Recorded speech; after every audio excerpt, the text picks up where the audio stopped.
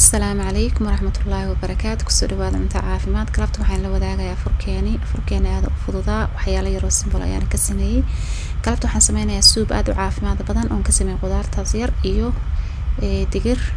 digirtan noocaan waaye waa baagan waxa ku jira ilaa 7 nooc oo digir kala duwan. masha Allah digirta aad iyo aad bay noogu caafimaad noogu leedahay waxyaalo badan baad nooga maarmaysaa sida hilibka oo kale. sidaan ognahay hilibka caafimaad nooma lahan. masha Allah koob iyo haaf ka soo shubtay marka waan nadiifinayaa kadibna barasharka ku karinayaa ilaa 15 daqiiqo intaan qudaarta kala ku darin. marka hadda waxaan sameysanayaa rooti aan la geeyo caawito soupka waxa la yiraahdaa dinner rolls.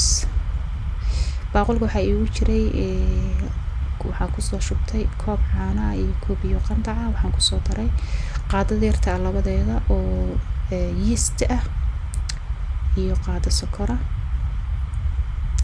kadibna waan daboolayaa ilaa 5 daqiiqo ayaan sugayaa insha Allah.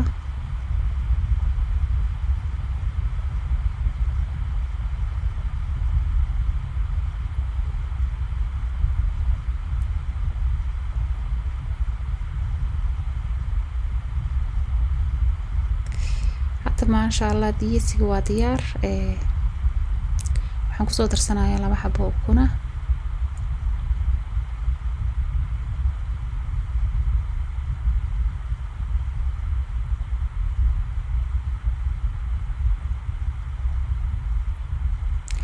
iyo 4 koob oo bur ah, qaado saliid ah iyo 1 qaado cusbo ah. marka rootiga aad u fudud yahay hadii aad raacdo steps ka dhan masha Allah qasid badan uma baahna. marka aad u fudud yahay.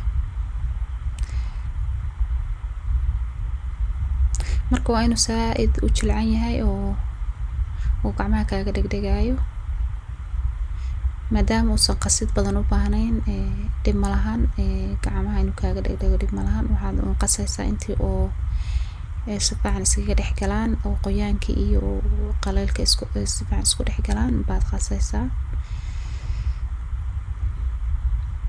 marka uma baahnid inaad bur badan ku darto oo si aad in badan qastana uma baahnid. aniga hadda waa dhameeyay 3 daqiiqo kaliya igu qaadatay. aad uu jilcan yahay waa inuu saas oo kale ku ahaadaa. hadda saliid yar aan kor ka soo marinayaa kadibna waa daboolayaa waxaan dhigayaa meel oo warm ah.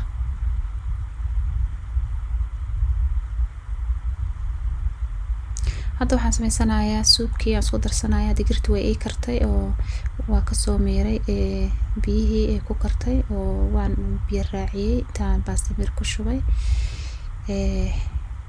digsiga hadda waxa iigu jiro saliid yar waxaan ku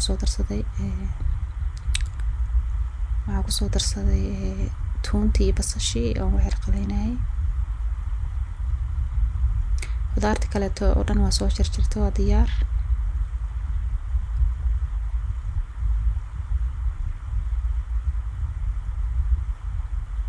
hadda waxaan ku darsanayaa yaanyada fresh ka ahayd oo ilaa 3 xabo camal oo soo jarjartay baan ku darsaday.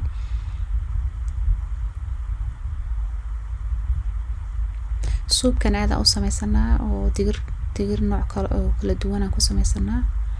marka hadda waan isku soo wada daray wixii oo dhan. digirta markii hore si fiican uma soo karinin haaf aan kariyay masha Allah qudaartii la karaysa haafka kaleeto biyihii baan ku soo daray. marka waxaan rabaa inaan 18 daqiiqo aan ku kariyo barasharka.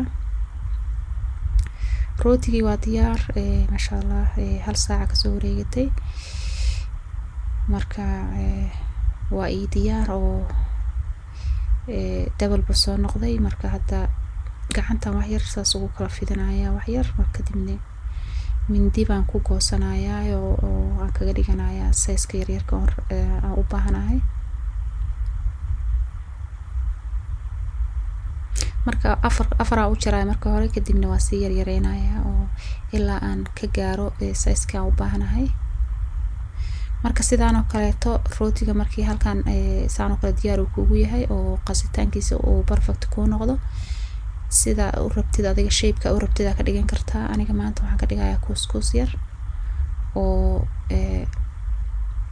aad u yaryar aan ka dhigayaa.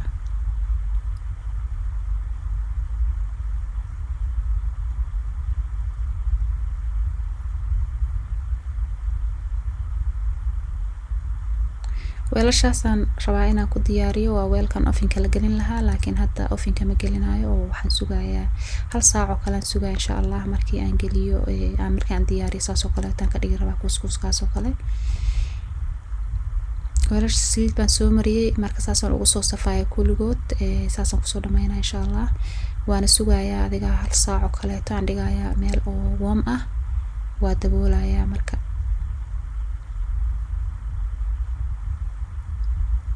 insha Allah sidoo kusoo baxana waan tusi doonaa.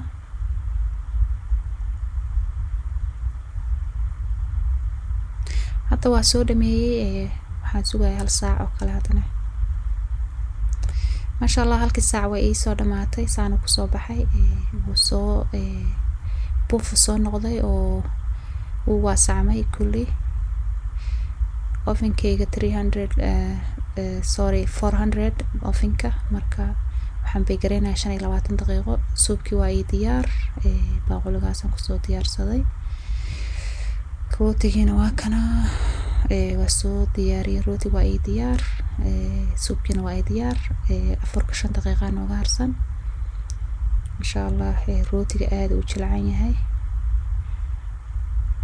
marka rootiga waxaan korka ka soo mariyay parmesan cheese iyo saliid yar iyo oregano oo qalalan. intuu kulula aan korka ka mariyay. marka aad u caraf badan yahay masha Allah. casho fiican meeshaas ka soo baxday. afar iyo cashadeennaba waa intaan. cabitaankeena yaraa iyo shaahi iyo timirta intaasaan naga badan masha Allah. ilaahay ha siiyo intaan haysanin, anagana Ilaah noo barakeeyo.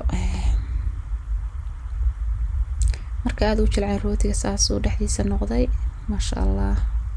waa cunto fudud oo waqti badan iga qaadanin run ahaantii. waqti badan igu jirabeen inaan jikada dhex taagnaado. marka masha Allah waana caafimaad.